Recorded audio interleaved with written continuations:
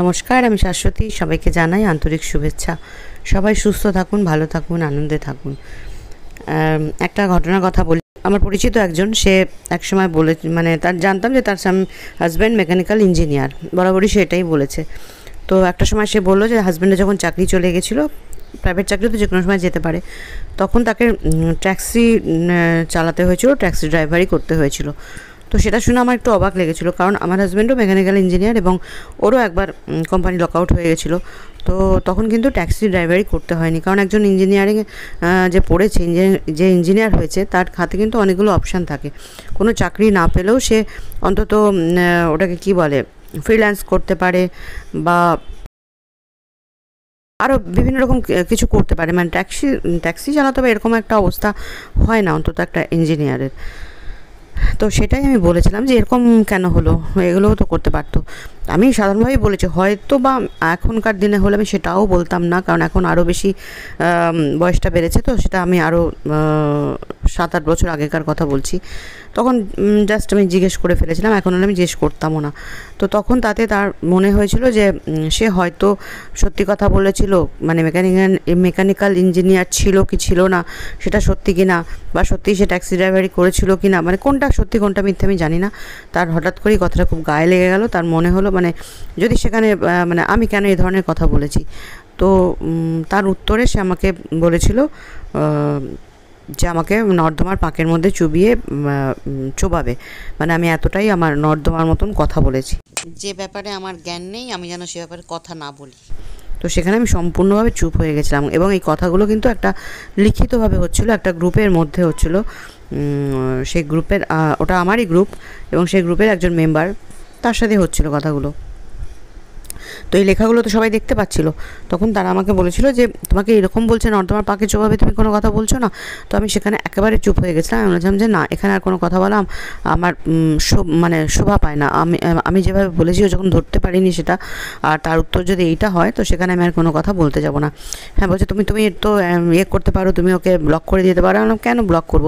তার যদি মনে হয় যে এটা বলাটা ঠিক, এটা বলে তার মানে যদি শান্তি হচ্ছে হোক, আমার গায়ের তো নর্দমার পাকটা লাগছে না, আমি ব্লক করিনি। তাতে একজন আমাকে বলেছিল যে তুমি ঢোড়া সাপ। আজকে আমরা সকলে আমরা সকলে যে টপিকটা রয়েছে, যে যে সাধারণ মানুষ, ভালো মানুষ, তাকে সবাই দুর্বল ভাবে কেন, সেটাতেই আমার এই ঘটনাটা মনে পড়লো। অর্থাৎ যে মানুষের ভেতরে সেলফ রেসপেক্ট কোনটাকে বলে, সে কিন্তু সব জায়গায় কথা বলবে না।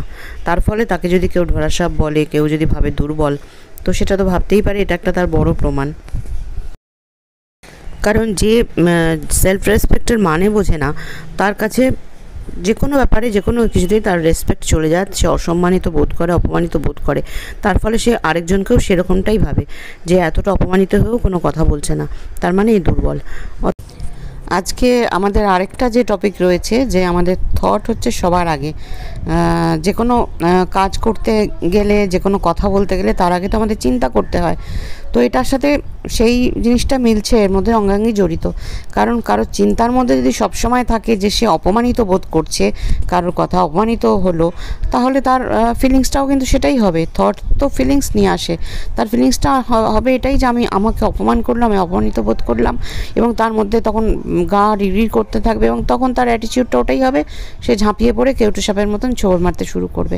এটাই হচ্ছে মেন কথা। আমাদের থট নিয়ে আসে আমাদের ফিলিংস, এবং সেই ফিলিংস থেকে আমাদের অ্যাটিটিউড তৈরি হয়। আর সেই অ্যাটিটিউড অনুযায়ী যদি আমরা রেগুলার চলতে থাকি, তো ওটা আমাদের হ্যাবিটে পরিণত হয়ে যায়। আর যার যেরকম হ্যাবিট, সেই অনুযায়ী তার পার্সোনালিটি, সেই অনুযায়ী তার ডেস্টিনিও তৈরি হয়ে যায়। তাই প্রথম থেকে, আগে থেকে মানে আমাদের খুব কেয়ারফুল থাকা দরকার। আমাদের চিন্তা ভাবনাটা, আমরা কি করছি সেটার উপরে বিশেষভাবে নজর দেওয়া দরকার, এবং চিন্তা ভাবনার উপরে কন্ট্রোল থাকা দরকার। একটা মানুষ যখন মানে একটা বাজে কথা শুনেও নিজেকে শান্ত রেখে, তা কোনো কথা না বলে, কোনো অপমানজনক কথা না বলে, তার জন্য যে মানুষটি তাকে অপমান করছে তার জন্য প্রেয়ার পাঠাতে পারে, তাহলে সেই মানুষটি দুর্বল না শক্তিশালী? যে নিজের উপর কন্ট্রোল হারিয়ে ফেলে চিৎকার চেঁচামেচি করছে, সেই তো দুর্বল, তার নিজের উপর কোনো কন্ট্রোল নেই। কিন্তু যে নিজের উপর কন্ট্রোল রেখে তার জন্য প্রেয়ার পাঠাচ্ছে, সে কী করে দুর্বল হয়? এই কাজটা কিন্তু খুব শক্ত, এটা অনেক প্র্যাকটিস করে করতে হয়। আর মানে আমাদের ফিজিক্যাল অ্যান্ড মেন্টাল দুটোই তো স্ট্রেংথের দরকার আছে, তাই না? যেমন একটা বড় টেবিল যখন আমরা তুলি, ফিজিক্যাল স্ট্রেংথ দরকার হয়। আমি যদি খুব বলি যে না আমি পারবো না, ইজি, পারবো না বলাটা খুব ইজি, বলে দিতেই পারি, কারণ আমরা সবসময় কমফোর্ট জোনে থাকতে চাই। তো ঠিক এখানেও ঠিক তাই, মানে আমি যদি রাগারাগি করলাম, চেঁচামেচি করলাম, কন্ট্রোল হারিয়ে ফেললাম, যা খুশি বলে দিলাম, এটা তো খুব ইজি কাজ, এটার মধ্যে তো কোনো চেষ্টা করতে হচ্ছে না। কিন্তু ওটার মধ্যে নিজেকে চুপ রেখে, নিজের সেলফ কোয়ালিটি বজায় রেখে তার জন্য প্রেয়ার পাঠানো, এটার জন্য কিন্তু চেষ্টা করতে হয়, এটা কিন্তু কোনো দুর্বল মানুষের কাজ নয়। তো সেই জন্যই বলা হয় যে মানে নিজের থট সম্বন্ধে টেক কেয়ার করতে হবে, কারণ সেটাই আমাদের ফিলিংস তৈরি করছে সব জায়গাতে। তো আমাদের সাহায্য করবে আমাদের নিজের পার্সোনালিটি গ্রো করতে। আমাদের থটটা যেরকম হবে সেরকম, তার উপরে কিন্তু আমাদের ডেস্টিনি, তার উপরে আমাদের পার্সোনালিটি নির্ভর করে। যেখানে যাই হোক না কেন, যদি এইটা প্র্যাকটিস করে ফেলা যায় তো কারোর উপরেই রাগ আসবে না। আমার কোনো জায়গায় কি হয়, হয়তো বস কিছু বললো, সেখানে রাগারাগি করতে পারছে না, তখন কি করবে, তার থেকে যে দুর্বল লোক তার উপরে এসে রাগারাগিটা করলো। আবার সে এর কাছে যখন রাগারাগি শুনলো, সে আবার একে বলতে পারলো না, সে তখন তার হয়তো ছোটো বাচ্চা আছে, মানে অফিসে কিছু হলো তো হাজব্যান্ড এসে ওয়াইফকে বললো, ওয়াইফ তখন হাজব্যান্ডকে বলতে পারলো না, সে তার বাচ্চার উপরে গিয়ে বললো। অর্থাৎ রাগটা কিন্তু মানে এর থেকে ওর এটা চলতে থাকছে, মানে ভেতরে রাগটা চাপা আছে, সেটা এইভাবে আসছে, এবং সেটা কোথা থেকে, অফিস থেকে বাড়ি থেকে বাচ্চাটার মধ্যেও সেই জিনিসটা চলে যাচ্ছে, সেই বাচ্চাটাও তো সেটা শিখছে। তো সেই জন্য ভীষণ আগে দরকার আমাদের থট কন্ট্রোল করা। থটের মধ্যে যেন কোনো মানে রাগ ব্যাপারটা না আসে। রাগটা কিন্তু কোনো শক্তির পরিচয় নয়, রাগ দিয়ে লোককে দমিয়ে দেওয়া যায়, বাট সেটা কোনো শক্তির পরিচয় নয়, অ্যাকচুয়ালি সেটাই উইকনেস। বাজে কথা বলা, মানে দুটো উল্টোপাল্টা কথা বলে দেওয়া, এটা কোনো শক্তির পরিচয় কখনো হতেই পারে না।